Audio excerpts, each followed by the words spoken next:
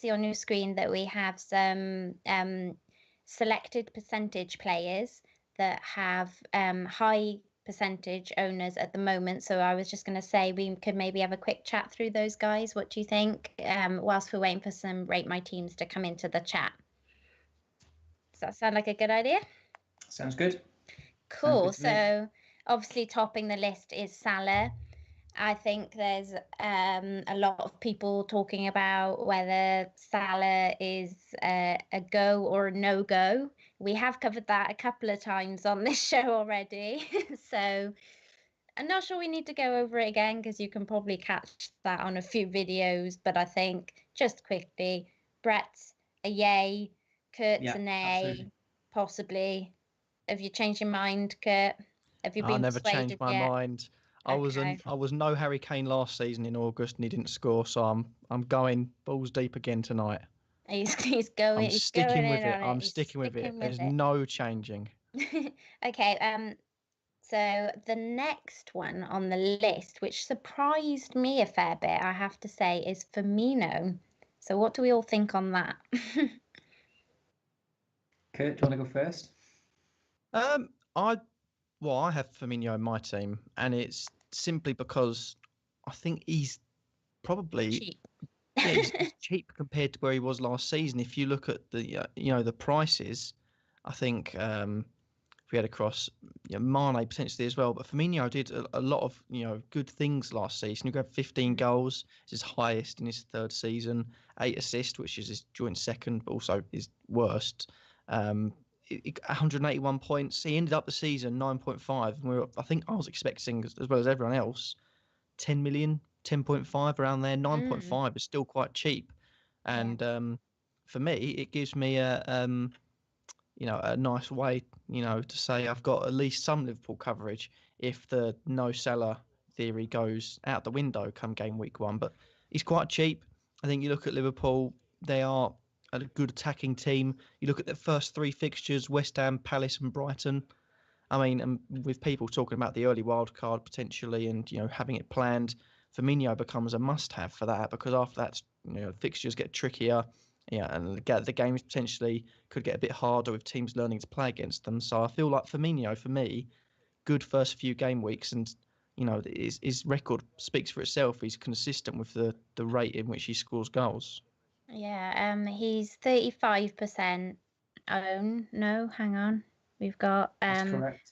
Yeah. Yeah. So we're using the FFM app this season. So any graphics you see for our teams and such will be courtesy of them. They're allowing us to use their graphics. So thank you very much for that, guys.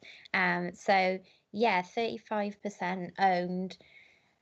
I think for me, it feels like if I was going to go for another attacking Liverpool person, I would probably go for Mane rather than Firmino. But then that does take up another midfielder spot, and there's quite a lot.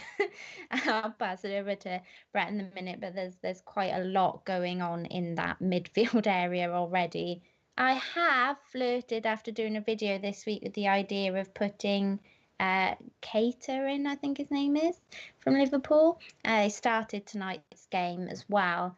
A lot of people worried about him because of his yellow cards and his red cards that apparently masses.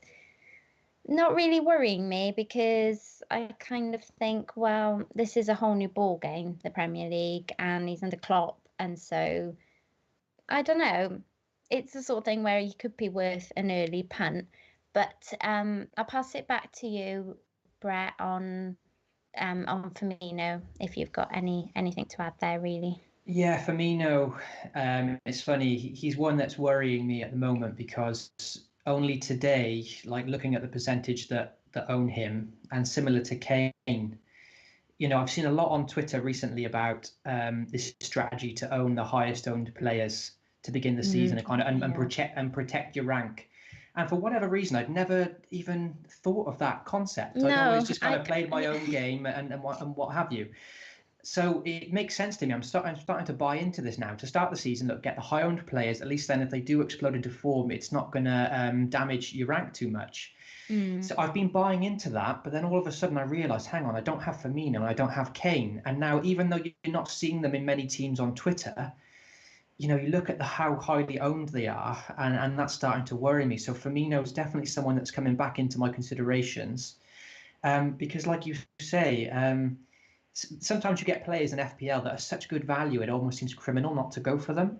And for Firmino to be 9.5, like last year he was 8.5, and like even that's incredible. And we saw how, I remember tweeting 6 months ago mid-season and saying I can't believe Firmino in front of Salah and Mane is only 8.5. It was an absolute bargain.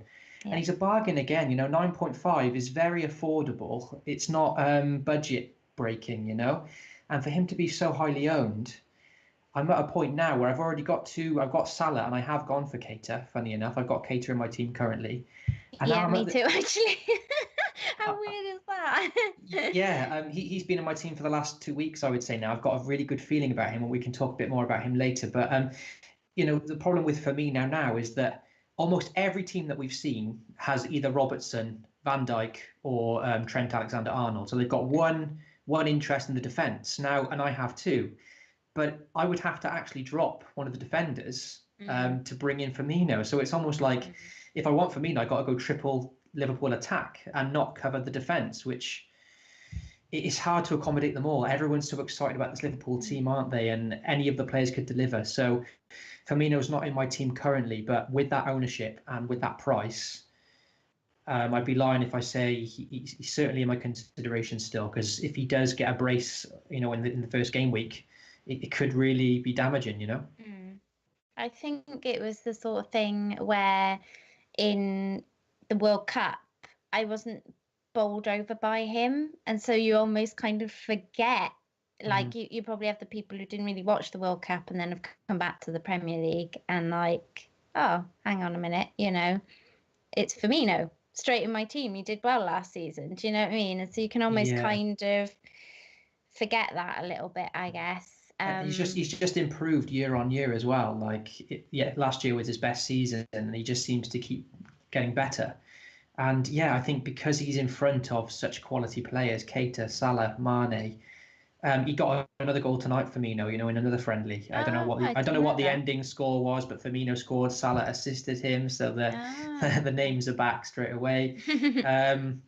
Yeah, it's scary. This is why we want to try and cover all our bases, because any one of them can get a hat trick or a brace on their day. So it is worrying. Yeah, and with that high ownership as well, it's definitely one to consider. Right. Well, I'll just I'll just pick one more off of the list here, because are we getting some rate my teams in now? Cool. Yes, we are. We've got quite a few rate my teams. So we'll get okay. Comments Cool. ASAP. Yeah. So the last one, I guess the top one then would be Kane.